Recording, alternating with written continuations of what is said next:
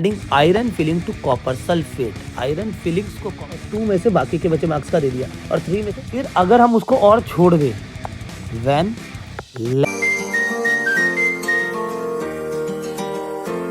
Good morning everyone, welcome to फुलीफा academy, time to go ahead. I am Ankit और आज की क्लास में हम लोग करेंगे class 10th science chapter 3 metal and non metal के लास्ट 5 ईयर के PYQs। तो चलिए भाई देखते हैं। सबसे पहले हम देख लेते हैं कि कौन सी यूनिट कितने मार्क्स की है। तो आपकी जो फर्स्ट यूनिट है वो 25 मार्क्स की है। चैप्टर के बगल में लिखे हुए हैं, आप देख लेना। जो यूनिट सेकेंड है वो 25 मार्क्स की है, यूनिट थर्ड 12 की है, यूनिट फोर्थ 13 की है और यूनिट फिफ्थ 5 मार्क्स की है, जो कि सिर्फ एक चैप्टर है। ठीक है, तो यहाँ पे आप एज पा सकते हो दूसरे लोगों से। ठीक है, और एक बात और मैं आपको बता दूं कि जैसे लिखा हुआ है कि भाई 25 मार्क्स में ये आपको 4 चैप्टर आ रहे हैं, 25 मार्क्स में आपके 4 चैप्टर आ रहे हैं। तो इसका मतलब आप ये मत समझना कि ये 25 मार्क्स इन चारों में इक्वली डिस्ट्रीब्यूट होंगे, ऐसा नहीं है। जैसा कि आप इसी अभी चैप्टर में देख लेंगे। ठीक है, इसमें क्या है कि मान लो टीचर ने 4th चैप्टर में से 12 मार्क्स का दे दिया और 1 में से 6 का दे दिया और 2 में से बाकी के बचे मार्क्स का दे दिया और 3 में से दिया ही नहीं, ऐसा भी हो सकता है। तो ये नहीं है कि चारों चैप्टर इक्वली आएंगे।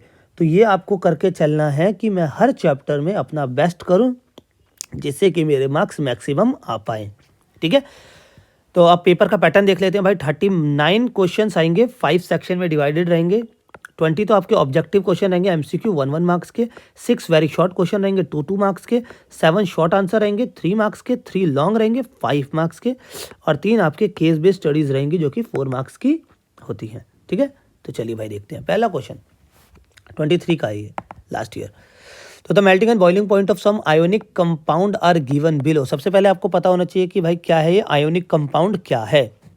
तो आयोनिक कंपाउंड क्या होते हैं मैं आपको बता देता हूं कि these are compound composed of ions held together by electrostatic force। ठीक है, ionic compound are those compound which are composed of ions held together by electrostatic force। ठीक है, आपकी बुक में डेफिनेशन ऐसी दे ही रखी होंगी। ठीक है, तो हमें कुछ कंपाउंड्स के मेल्टिंग और बॉइलिंग पॉइंट्स दे रखे हैं। ठीक है, this compound are term ionic because they are form by a transfer of electron from a metal to a non metal. ठीक है, इनको आयोनिक कंपाउंड क्यों कहते हैं? बिकॉज दे आर इलेक्ट्रॉन के ट्रांसफर से ये लोग बनते हैं। ठीक है, तो the electron transfer in such compound is control by the electronic configuration of the element. बिल्कुल ठीक बोला। Every element tend to attain a completely filled valence shell of its nearest noble gas और अ स्टेबल ऑक्टेट। तो हमें पता है कि दुनिया में सारी चीज़ें क्या होना चाहती है? स्टेबल होना चाहती है, जिससे कि ये एटम्स भी स्टेबल होना चाहेंगे। इसीलिए एक दूसरे में आयंस को ट्रांसफ़र करके आपस में दोनों के दोनों स्टेबल हो जाते हैं। ठीक है, तो चलिए भाई अब आगे देखते हैं क्या बोला है इन्होंने। तो पहला है हमारा show the electron transfer in the formation of magnesium chloride. Okay, super easy. तो सबसे पहले देख लेते हैं कि मैग्नीशियम का इलेक्ट्रॉनिक कॉन्फिगरेशन क्या है। तो इसका होता है 282। इसके लास्ट जो शेल में कितने इलेक्ट्रॉन होते हैं? 2। तो ये कितने इलेक्ट्रॉन दे देगा भाई? 2 दे देगा इजीली। तो इसने 2 दे दिए इलेक्ट्रॉन और ये आपकी बन गई इसकी नोबल गैस कॉन्फिगरेशन। ठीक है, अब ये बन गया कटायन, पॉजिटिव चार्ज कटायन बन गया। क्लोरीन क्या कर रहा है? क्लोरीन का इलेक्ट्रॉनिक कॉन्फिगरेशन है 287। इसे क्या चाहिए? 1 इलेक्ट्रॉन चाहिए। इसने 1 इलेक्ट्रॉन ले लिया और ये बन गया नेगेटिव, जिसे कहते हैं हम अनायन, और इसके ऑक्टेट कंप्लीट हो गया और ये भी बन गया हमारा नोबल गैस बन गया। अब ये ट्रांसफ़र कैसे करता है? तो मैग्नीशियम को करने हैं भाई 2 इलेक्ट्रॉन ट्रांसफ़र। तो कितने क्लोरीन आएंगे? 2 आएंगे। जब 2 है तो इसके पास 7 तो है ही, एक ये इसका ले लेगा। इसके पास 7 तो है ही, एक इसका ले लेगा। ठीक है, अब ये हुआ। अब क्या हुआ? मैग्नीशियम ने 2 दे दिए। किसने लिए? क्लोरीन ने लिए भाई। क्लोरीन ने ले लिए। कितने एटम है? 2। इसको हम कैसे लिख सकते हैं? MgCl2 सिंपल फॉर्म में। इतना इजी है। ठीक है, नोट कर लो फटाफट। चलो वीडियो रोक के नोट कर लिया करो। ठीक है, list 2 properties of ionic compound other than their high melting and boiling point. Okay, तो हाई मेल्टिंग और बॉइलिंग पॉइंट को नहीं लेना है हमें, तो हम पहला लिख सकते हैं इसके अंदर सॉल्युबिलिटी। ठीक है, सॉल्युबिलिटी कि जो हमारे आयोनिक कंपाउंड है are generally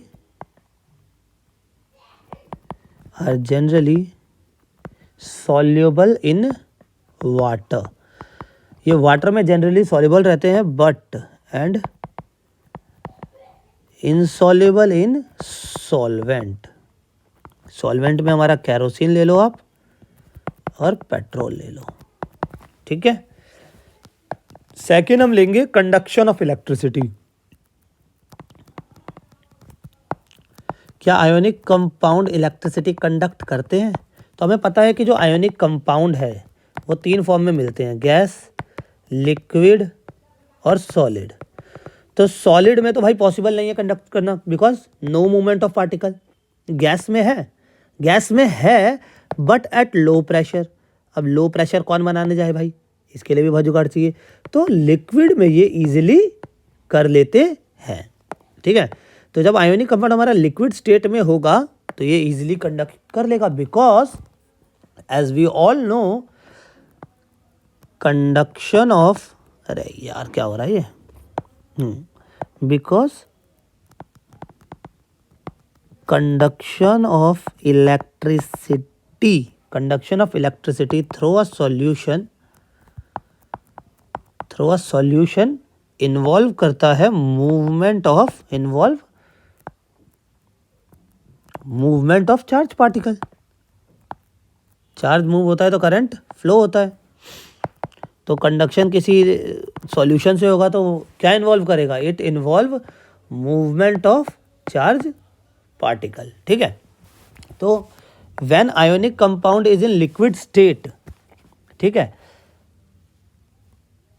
when ionic compound in liquid state movement of ion take place. When ionic compound in liquid state movement of ions क्या रहेंगे भाई हमारा, एक तो पॉजिटिव आयन है और एक नेगेटिव आयन है, take place which move to opposite electrode. अब ये पॉजिटिव नेगेटिव तो ऑलवेज क्या करता है, अट्रैक्ट करता है, बट यहाँ पे क्या सीन है कि which move to opposite electrode. क्यों हो रहा है, अपोजिट इलेक्ट्रोड पे क्यों जा रहा है, when electricity pass through it. Electricity क्या कर रहा है, उसके बीच में जो इलेक्ट्रोस्टैटिक फोर्स है, जो अट्रैक्शन है, उसको क्या कर दे रहा है, तोड़ दे रहा है। When electricity pass through solution, because जो इलेक्ट्रोस्टैटिक फोर्स ऑफ अट्रैक्शन है आयंस का, पॉजिटिव और नेगेटिव का, वो कौन तोड़ दे रहा है, इलेक्ट्रिसिटी की हीट। दस ions freely move and conduct electricity.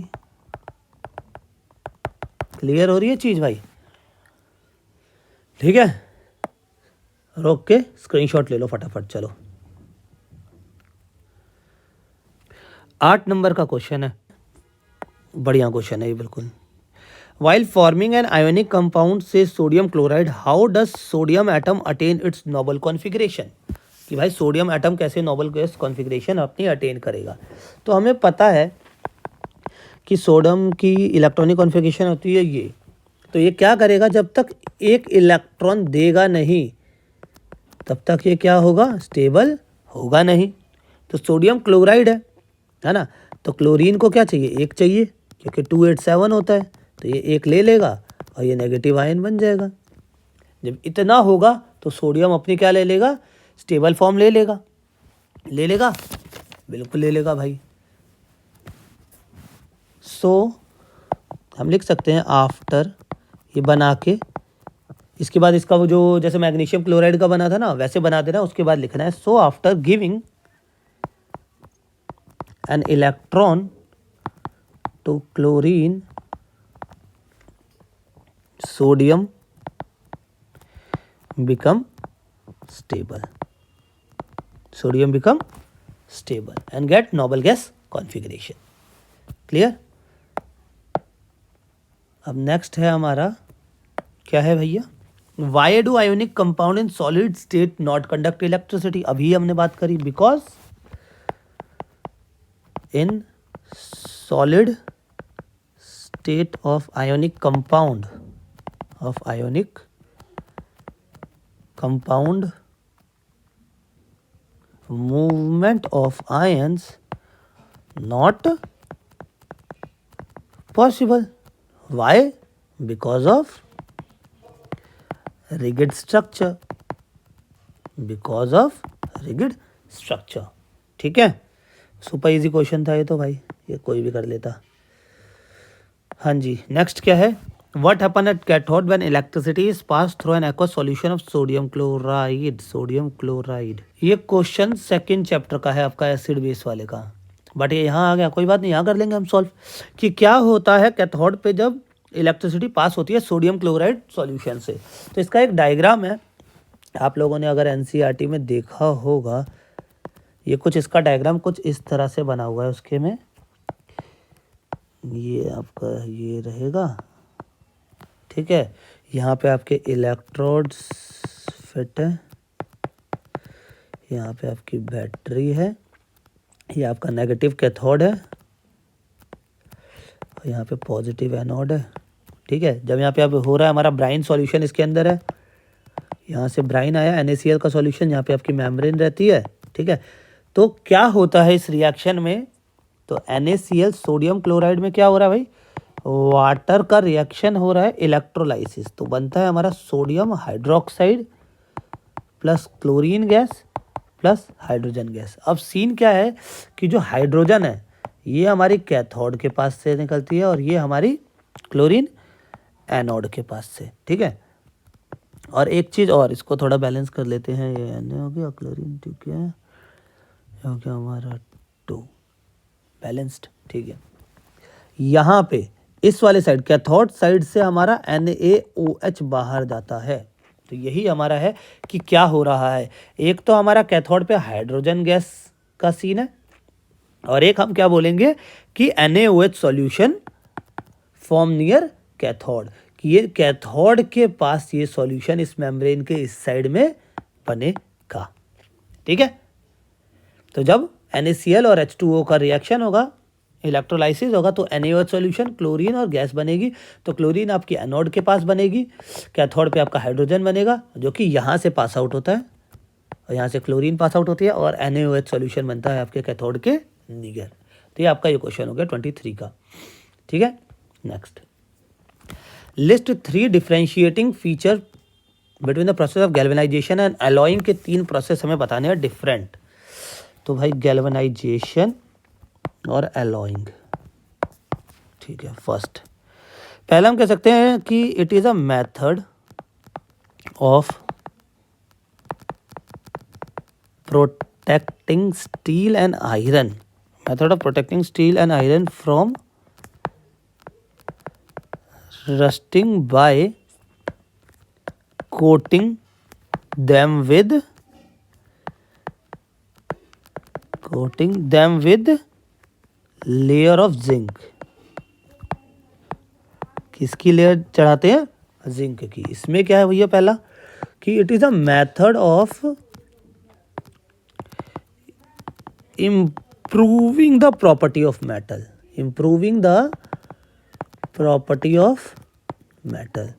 ये मेटल की प्रॉपर्टी को क्या करता है, इम्प्रूव करता है, और यहाँ पे क्या करता है, हम उसको रस्ट से बचाने के लिए कोट करते हैं लेयर, ठीक है। सेकेंड, ये मॉडिफाई नहीं करता, not modify the property of metal. Property of metal बिल्कुल सेम रहेगी जैसा कि वो कोटिंग से पहले रहती है, यहाँ पे इम्प्रूव कर रहा है, तो यस इट मॉडिफाई कह लो या चेंज कह लो प्रॉपर्टी ऑफ मेटल। एक हम ये कह सकते हैं कि ये हमारा कॉस्टली रहता है भाई, कॉस्टली है, ये नॉट लो कॉस्ट कह सकते हैं, नॉट सो कॉस्टली है। ये एग्जांपल से दे सकते हैं कि जो हमारे आयरन ब्रिजेस होते हैं, है ना, उसको प्रोटेक्ट करने में ये यूज़ होता है। इसमें हम कह सकते हैं कि जो निकल बेस्ड एलॉय हैं इन पंप में और जो वेल्व्स में यूज़ होते हैं वहाँ पे इम्प्रूव करने के लिए कि सालों साल चले, उसके लिए हम यहाँ पे एलॉइंग करके इसको यूज़ करते हैं। ठीक है, चलो भाई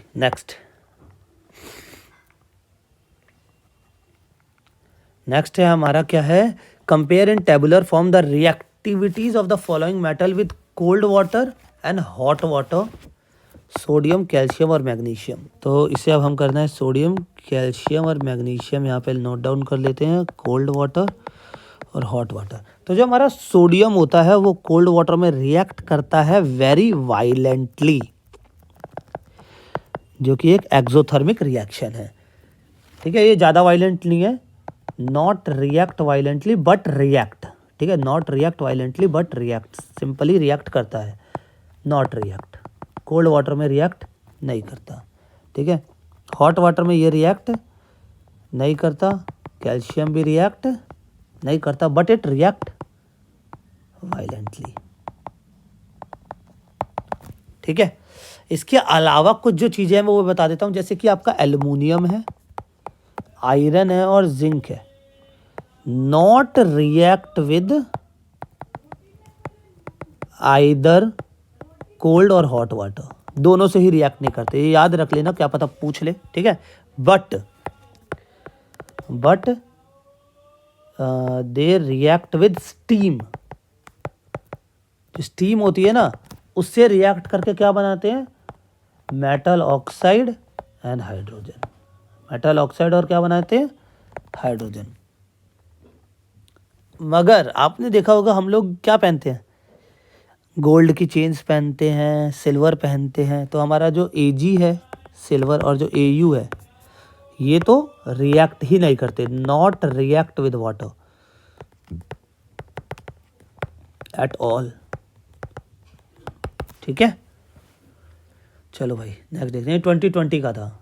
ठीक है, नेक्स्ट 2020 का ये भी है, define the term alloy and amalgam, name the alloy used for welding electric wire together and right it's constituent. बहुत ही इजी है, एलॉय डेफिनेशन आप लोगों को याद ही होगी, अगर जो सीरियस होगा, alloy is an homogeneous mixture of two or more metal or a metal and non metal. Amalgam क्या है भैया, अमलगम कुछ नहीं, क्या है, is an alloy of metal with mercury. Metal और जब मरकरी बनते हैं तो हमारा अमलगम बनता है। कौन सा एलॉय है जो वेल्डिंग के लिए यूज होता है, तो ये होता है हमारा शोल्डर। शोल्डर होता है used in welding electric wire. इसके कॉन्स्टिट्यूएंट क्या होते हैं, किस किस चीज से बना होता है, तो ये बना होता है हमारा लेड और टिन से। किससे बना होता है, लेड और टिन से। ठीक है, next, name the constituent of the following alloy. तो ब्रास किस चीज से बना होता है, ब्रास हमारा बना होता है कॉपर प्लस जिंक से। स्टेनलेस स्टील हमारा किससे बना होता है, तो भाई iron plus nickel plus chromium plus chromium. Bronze किससे बना होता है, copper plus tin, copper plus tin. State one property in each of this alloy which is different from its constituent, कि इनकी वो प्रॉपर्टी ना हो, बस इनकी है। ठीक है, तो हम कह सकते हैं कि जो हमारा ब्रास और जो ब्रॉन्ज है have low electrical conductivity, has low electrical conductivity. ठीक है, then their constituents, then their constituents. ठीक है, स्टील का है, स्टील का है नॉट कोरोड इजली, जबकि आयरन निकल ये सब इजली हो जाएंगे एज आयरन डज। ठीक है, next 19, a metal X can be used in a thermite process. Thermite process book पढ़ी होगी तो देखा होगा, रेलवे के क्रैक्स को जोड़ने के लिए थर्मिट प्रोसेस यूज़ किया जाता है। When heated with oxygen given oxide Y which is amphoteric in nature. Amphoteric क्या होता है? तो एम्फोटेरिक सबसे पहले समझ लेना, अभी बताता हूँ, पहले पूरा पढ़ते हैं। आइडेंटिफाई एक्स एंड वाई, ठीक है। Write balance chemical equation of the reaction of oxide Y with hydrochloric and sodium, ठीक है भाई। सबसे पहले एम्फोटेरिक देख लेते हैं। तो एम्फोटेरिक क्या होते हैं? These are those metal oxide, these are those metal oxide which react with both acid and base to produce salt and water। तो क्या होते हैं भाई? वो मेटल ऑक्साइड होते हैं जो कि एसिड और बेस दोनों से रिएक्ट होकर सॉल्ट और वाटर बनाते हैं, ठीक है। ये होते हैं हमारे एम्फोटेरिक नेचर वाले कंपाउंड्स, ठीक है। तो थर्मिट प्रोसेस में हमारे दो कंपाउंड यूज़ होते हैं। कौन कौन से? एक तो हमारा एल्युमिनियम यूज़ होता है और एक हमारा आयरन यूज़ होता है। एक हमारा एल्युमिनियम यूज़ होता है और एक हमारा आयरन यूज़ होता है, ठीक है। तो हम मान लेते हैं कि ये दोनों हमारे एक्स हैं, ठीक है। बट एम्फोटेरिक ऑक्साइड ऑक्सीजन से बनाने के बाद तो आयरन तो नहीं करता, एम्फोटेरिक तो आयरन नहीं है, तो ये हमारा हो जाएगा एक्स, हमारा एल्युमिनियम, जो कि ऑक्सीजन से रिएक्ट करेगा, ठीक है। तो ये बनाएगा Al2O3। तो इसको बैलेंस कर लेते हैं, 2 3 4, ये हमारा कंपाउंड हो गया वाई, ठीक है। अब जो हमारा आइडेंटिफाई एक्स वाई हो गया, ठीक है, ऑक्साइड वाई विद, ठीक है। इसको हमें रिएक्ट करना है हाइड्रोक्लोरिक से और सोडियम क्लोराइड से, ओके। तो Al2O3 प्लस HCl करेंगे तो आएगा AlCl3, ओके। तो balance 3H2O, okay okay okay, ठीक है। 6 हो गया ये हमारा 6, ये हो जाएगा हमारा 2, ऑक्सीजन की 3 है, ठीक है। ये हमारी बैलेंस हो गई पहली। तो सेकंड है हमारा कि भाई एल्युमिनियम ऑक्साइड का हो रहा है हमारा सोडियम हाइड्रोक्साइड से, सोडियम हाइड्रोक्साइड से। तो बनेगा हमारा सोडियम एल्यूमिनेट बनता है। क्या बनता है हमारा? सोडियम एल्यूमिनेट और वाटर, ठीक है। तो ये होगा 2, ये होगा 2, हो गई बैलेंस्ड। इसको क्या कहते हैं? इस कंपाउंड को सोडियम एल्यूमिनेट, ठीक है। बहुत ही अच्छा क्वेश्चन मुझे लगा, तो आप इसे प्रैक्टिस कर सकते हैं। ऐसे क्वेश्चन और भी आ सकते हैं, ठीक है। तो अगर ये चैप्टर आपने पढ़ लिया है तो एक बार और देख लो भाई, कोई दिक्कत की बात नहीं है। मार्क्स ज़्यादा आएंगे, ज़िंदगी भर 10th की मार्कशीट देखी जाती है आपकी, ठीक है। चलिए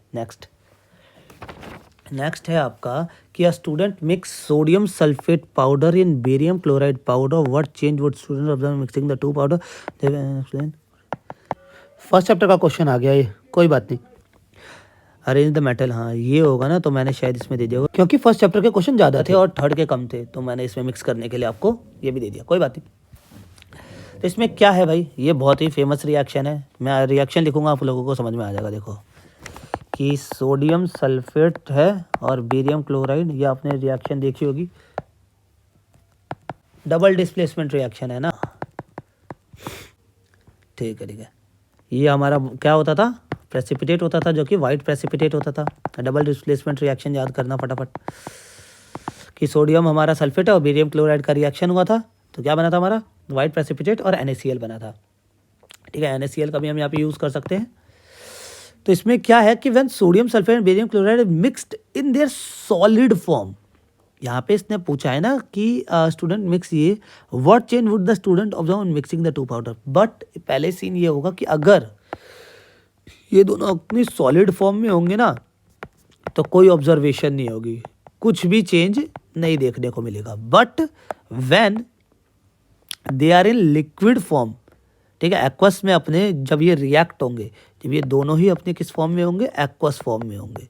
तभी जब रिएक्ट होंगे तो हमें क्या मिलेगा? एक इनसॉल्युबल वाइट प्रेसिपिटेट हमें मिलेगा। क्या मिलेगा हमें? एक इनसॉल्युबल वाइट प्रेसिपिटेट मिलेगा,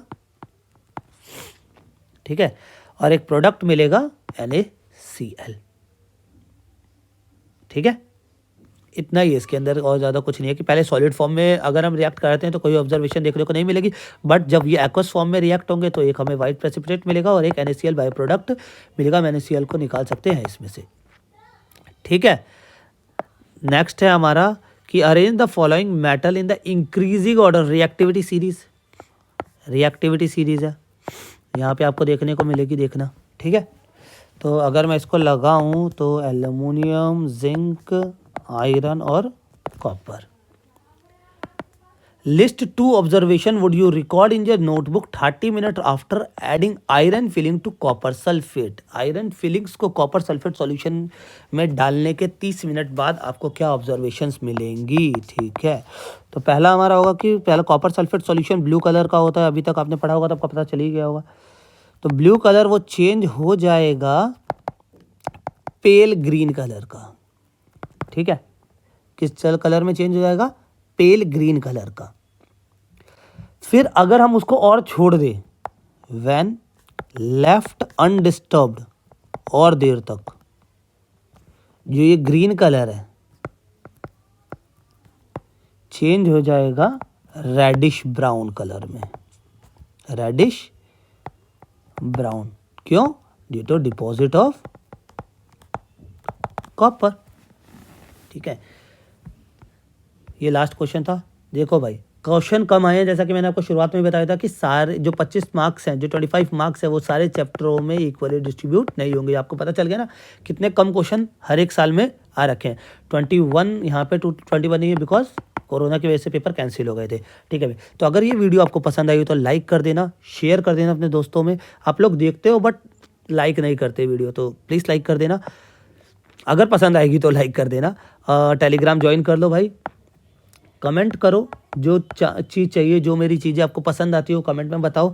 थैंक्स फॉर वॉचिंग, बाय।